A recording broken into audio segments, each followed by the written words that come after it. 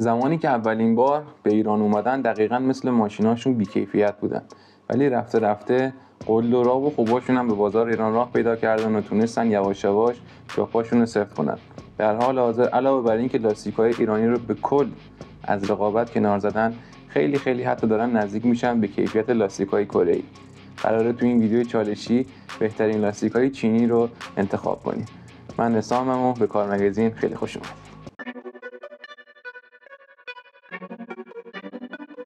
ما اینجا یه چالش داریم که یه سری معیار براش انتخاب کردیم و تو به نسبت اون معیارهایی که من برات میگم از بین هر دو تا لاستیکی که اسم میبرم بهترین انتخاب میکنیم. حالا معیارهامون چیه؟ دوام و طول عمر لاستیک، چسبندگی و هندلینگ، نرمی و راحتی موقع رانندگی، ارزش خرید نسبت به قیمت. چالش سختی شد. کپسن یا تریانگل؟ کپسن بدون شک. میدونی چرا؟ چون من تمام سایز لاستیک‌های از پرایدیش موجود داریم تا پژویی و بقیه‌شون. کپسن هم چسبندگی و نرمیش خیلی بالاه، هم مقاومتش خیلی بالاتر، یعنی تو خوزستان خیلی بیشتر جواب داده. تریانگل بد نیست ولی جدیداً به نسبت قبل دیگه کیفیت قبلشو نداره واقعا. جی تی یا هابیلت؟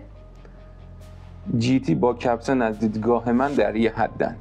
نمیگم هابیلت بده ولی جی تی دقیقاً با کپسن یکیه. من جی تی رو انتخاب میکنم. دابل استار یا فارود؟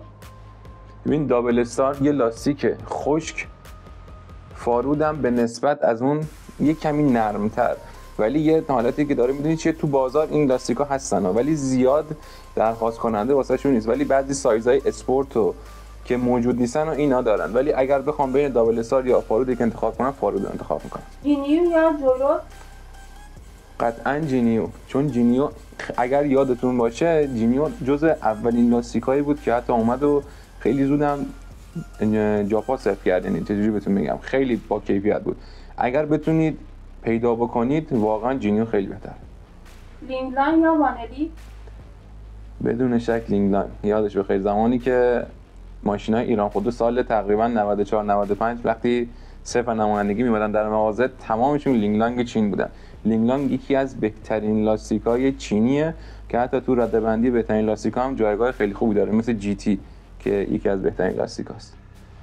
آریو یا هدوی؟ اگر لاستیک به شدت نرم و سواری با کیفیت میخواین بدون شک برین سمت آریو. من یه تعداد محدودی رو مغازه موجود کردیم، واقعا علاوه نرمی اوکی بودن ولی دیگه ندیدم ازشون، یعنی نشد که بیاریم. هدوی نمیگم بده ها، هدوی هم خوبه ولی قشنگ آریو خیلی بیشتر به هدوی میچربه. کامفورتر یا هایلو؟ ببین تنها سایزی که شما میتونید سایزای اسپورت رو پیدا بکنید لاستیکای پاخوتا کامفورتره، یعنی هیچ جوره نمیتونید پیدا کنید لاستیکی مثل کامفورتر که تمام سایزهای اسپورت رو داشته باشه. ولی هایلو هم یه لاستیک به شدت نرمیه ولی فقط نرمه، چیزی دیگه ای نداره. بلک لایون یا ایتراز؟ دوتاشون از لحاظ نرمی درجه یک، حرف ندارن ولی بلک لایون رو شاید باورتون نشه، نمیدونم چجوری بهتون میگم، شاید واقعا باور نکنید ولی واقعا بلک لایون حتی به نظر من از نکسن کورن بهتره. این لاستیک بی‌نظیره. نمیدونم الان هنوز تو بازار موجود است یا نه، چون من هرچی میگردم نیست، ولی اگر بتونید پیدا بکنید جز بی‌نظیرترین لاستیک چینی. مکسس یا نانکنگ؟ مکسس یا نانکنگ. نمیدونم چرا این سوالو گذاشتی و پرسیدی آخرین سوالمون باشه تو این چالش، چون اصلا ربطی به لاستیکای چینی ندارن ولی جز بهترین لاستیکای تایوانی و تایلندی مونن دیگه. مکسس جز قدیمی هست، یعنی کسایی که ماشین بازن قطعا مکسس رو میشناسن. نانکنگ لاستیکی که تقریبا 3-4 سال وارد بازار شده ولی جز بهترین لاستیک هست که علاوه نرمی شاید با کره هم در یه لول باشن. من اگر بخوام انتخاب کنم بین مکسس و نانکنگ میرم سمت نانکنگ. دلیل من بهتون میگم، چون نانکنگ الان گارانتیش توی ایران داره ساپورت میکنه، یعنی شما هر مشکلی که واسهتون پیش بیاد لاستیکی توی هر جای ایران باشید، تو هر شهرتون اگر نمایندگیش موجود باشه میتونید لاستیک رو ببرید تحویل بدید و لاستیک جدید بگیرید اگر نخواد اون نمایندگی ازتون بکنه. امیدوارم که این ویدیو لذت کافی رو برده باشید. مطمئنم مثل این ویدیو توی یوتیوب فارسی دیگه نمیتونید پیدا بکنید. به طور کلی تمام لاستیک‌های چینی که با کیفیت بودن و میتونستیم توی این ویدیو به چالش بکشیم و براتون آوردیم. خوشحال میشم که ویدیو رو لایک کنید، کانال رو سابسکرایب کنید. تا ویدیوی بعدی ارادت.